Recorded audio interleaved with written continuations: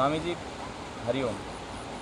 हरिओम। मेरा जीवन में समर्पण नहीं हो पा रहा किसी भी व्यक्ति के प्रति, किसी वस्तु के प्रति, या फिर किसी धार्मिक स्थान या देवी देवता के प्रति, मतलब मेरा समर्पण नहीं हो पा रहा। सबसे बड़ी बाधा मेरा यही बना हुआ है कि उससे अंदर कुछ ज्ञान नहीं मिल पा रहा, कुछ नया नहीं हो पा रहा जीवन में। ये समर्पण एक मुख्य कारण बना हुआ, तो क्या करूँ मैं?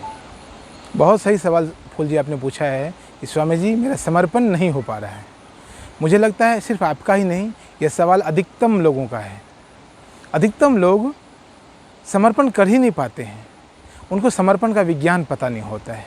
तो मैं उसी विज्ञान पर थोड़ी सी चर्चा करता हूँ, फिर आपको भी शायद लगेगा कि हाँ, यह बात स्वामी जी की बिल्कुल सटीक है और सारगर्भित है।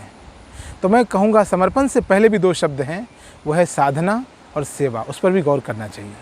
सबसे पहले आप जो भी मित्र, जिनको भी लगता है कि मेरे जीवन में समर्पण का भाव नहीं आ पाता है, गुरु के प्रति लोग जाते हैं, गुरु के पास लोग जाते हैं, देवी देवताओं के पास जाते हैं, कुछ दिनों बाद फिर आदमी देवी देवताओं को भी बदल देते हैं, गुरुओं को भी बदल देते हैं। लगता है इस गुरु से कुछ फ़ायदा नहीं हो रहा है, इस देवी देवता से कुछ फ़ायदा नहीं हो रहा है, उसे लोग बदल देते हैं। क्यों? उनके भीतर समर्पण था नहीं, बस किसी के बहकावे में आ गए, किसी के देखा देखी वो वहाँ पहुँच गए। आप उन व्यक्ति में से नहीं हैं, लेकिन अधिकतर लोगों के साथ ये समस्या हो रही है। तो मैं उन सभी मित्रों को कहना चाहता हूँ, आप साधना करें। साधना करते करते आपको पता चल जाएगा कि शरीर को साधना, मन को साधना, विचारों को साधना, अपने भाव को साधना, अपने आत्मा को साधना, अपने पूरे जीवन को साधना कितना मुश्किल है, कितना बड़ा कार्य है, कितना व्यापक कार्य है। कोई एक दिन का सवाल नहीं है, यह कोई एक दिन का कार्य नहीं है कि आप एक दिन आपने साध लिया, नहीं है। बहुत समय लगता है इन सब चीज़ों को साधने में, कहिए जीवन को साधने में। जब आप साधना शुरू करते हैं तब आपको मूल रूप से पता चलता है कि जीवन कितना व्यापक है। तब आप जीवन के अलग अलग आयामों को देखते हैं। जब एक आयाम को साधने में इतना समय लगता है तो और भी आयाम हैं, उनको साधने में कितना समय लगेगा। शरीर को साधना है, मैं आपको कहूँ कि मैं थोड़ी देर के लिए आपको बैठना, आसन सिद्धि करनी है। अब आसन में बैठना मतलब स्थिरम सुखम आसनम, स्थिर पूर्वक सुखपूर्वक बैठना ही आसन है। अब आसन सिद्धि होती है 2-4 घंटे के लिए, 5 घंटे के लिए, कुछ समय के लिए शरीर को बैठना पड़ता है, एक साथ आंख बंद करके शरीर को स्थिर पूर्वक सुखपूर्वक बैठाना पड़ता है। वो एक साधना है। उदाहरण के लिए मैंने आपको बतलाया। इस प्रकार से फिर मन की साधना है, विचारों की साधना है।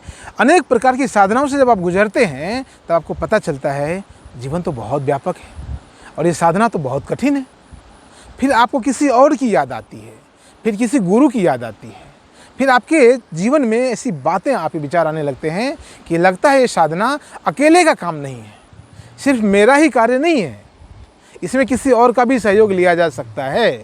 तब जाकर किसी गुरु के प्रति भाव उमड़ पड़ता है, किसी देवी देवताओं के प्रति, परमात्मा के प्रति भाव उमड़ता है। दूसरी बात, साधना करते करते आपके मन में विचार आएगा कि साधना तो मान लो चलो ठीक है कर लिया, या साधना की परिपक्वता की आते आते आपके मन में विचार आता है कि साधना तो हो गया, अब क्या करेंगे। अब आपके मन में विचार आएगा अब सेवा कर लेते हैं। साधना का परिणाम भी वही है, सेवा। सेवा करेंगे आप, नर सेवा नारायण सेवा, मनुष्यों की सेवा करने लग जाएंगे। जो गरीब हैं उनकी सेवा करने लग जाएंगे। जो आपसे नीचे हैं, जिसने अपने जीवन को साधा नहीं है, उसकी आप साधना करने लगते हैं, उसकी आप सेवा करने लगते हैं। क्योंकि आपको पता है कि ये व्यक्ति जीवन में किस आयाम पर भी खड़ा है, किस पायदान पर खड़ा है, इसको क्या क्या साधने की आवश्यकता है। क्योंकि आप उस दौर से गुजर चुके हैं, आप सामने वाले व्यक्ति को अच्छे से समझ पाते हैं, बड़े हायरार्की तरीके से आप समझ सकते हैं, क्रमानुसार ये व्यक्ति को अभी क्या क्या साधने की आवश्यकता है, तभी आदमी वहाँ पहुँचेगा। तो आप उसकी सेवा करने लग जाते हैं। गुरु वाला काम आप करने लग जाते हैं। गुरु भी वही करते हैं, सभी गुरु वही करते हैं, सेवा ही करते हैं। आपके भीतर जैसे साधना परिपक्व होने लगती है, आपके भीतर गुरु का भाव आने लगता है, आप भी सेवा उसी भाव से करने लगते हैं। अच्छा, सेवा भी हो गई। अब सेवा के बाद फिर क्या। अब सेवा जब परिपक्व होने लगता है तब विचार आने लगता है अब क्या करें। अब सेवा भी बहुत कर ली, अब क्या करें। अब लगता है कि अब जो है समर्पण कर देते हैं, परमात्मा के प्रति पूरी तरह अपने आप को सरेंडर कर देते हैं। नर सेवा नारायण सेवा। नर की सेवा हमने बहुत कर ली, एक गुरु के तौर पर, एक मित्र के तौर पर, एक मार्गदर्शक के तौर पर आपने लोगों की बहुत सेवा कर ली। अब लगता है कि खुद को क्या करना है, सरेंडर कर देना है, खुद को समर्पित कर देना है परमात्मा के प्रति। अब समर्पण का भाव जागता है। क्यों? आपने साधना के क्रम में जीवन के अनेक अनेक दौर को देखा है, फिर सेवा के क्रम में अपने मन के अनेक अनेक उतार चढ़ाव को देखा है। अब आपका मन, आपका जीवन, आपका तन, आपकी आत्मा परिपक्व हो चुकी होती है। उस परिपक्वता में जब आप समर्पित करते हैं तो गोविंद आपके पास आ जाता है, आप गोविंद को पा लेते हैं, आप उस परमात्मा को, उस नारायण को पा लेते हैं। नर की सेवा करने लगे थे, अब बात नारायण तक पहुंच गई है। नर की सेवा आपने कर ली, अब नारायण की सेवा करने लगे आप। अब नारायण आपके लिए तैयार है, अब नारायण आपके लिए तत्पर है। कहिए आप तत्पर हैं नारायण के लिए और नारायण तत्पर है आपके लिए। सभी साधुओं के साथ यही होता है। आप अभी शांति कुंज से आए हैं, शांति कुंज में परम पूज्य गुरुदेव पंडित श्री राम शर्माचार्य, उन्होंने क्या किया? उन्होंने पहले साधना किया, फिर उन्होंने सेवा किया, सेवा के बाद समर्पण कर दिया, और आज देखिए शांति कुंज कितना बड़ा क्षेत्र है। दुनिया के 150 से ज़्यादा कंट्री में शांति कुंज अपनी सेवा दे रहा है। दुनिया के प्रमुख संस्थानों में से एक नाम है अखिल विश्व गायत्री परिवार। लोग बड़े गर्व से उनका नाम लेते हैं, लोग बड़े गर्व से परम पूज्य गुरुदेव पंडित श्री राम शर्माचार्य जी का नाम लेते हैं। आप जिनकी भी बात करेंगे, आप पायलट बाबा के शिष्य हैं, आप किसी और साधु संत के शिष्य हैं।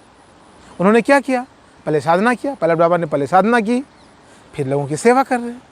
सभी संत जन यही कर रहे हैं। आप भी संत बनने लग जाते हैं जब समर्पण का भाव आपके भीतर आने लगता है। कहीं आप स्वयं ही नारायण बनने लग जाते हैं। तो समर्पण यदि आपके भीतर में नहीं आ रहा है तो आप पहले तो साधना करते रहें, साधना में रुकावट ना डालें, साधना में रुके नहीं, नियमित तौर से आप साधना करते चलें, और साधना के साथ साथ सेवा का भी ख्याल बनाए रखें। आपको सेवा भी करनी है, और यह पूरी एक जो है एक निरंतर एक यात्रा है, जीवन यात्रा कह लीजिए, अंतर यात्रा कह लीजिए, वह एक यात्रा है। उस अंतर यात्रा पर, उस जीवन यात्रा पर आप चलते रहिए, अध्यात्म की यात्रा पर आप चलते रहिए, आप नर से नारायण बन जाएंगे। बहुत बहुत धन्यवाद।